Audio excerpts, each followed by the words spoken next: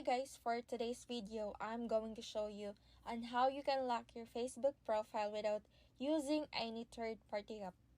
So let's start by opening or logging into your Facebook account.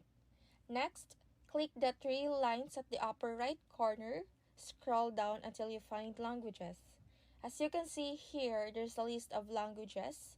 Kindly locate the Burmese language and select that. This will update your language. Then go back to your Facebook profile, choose the three-dot button, and when you see a padlock icon, select that. Then the application will direct you to another window.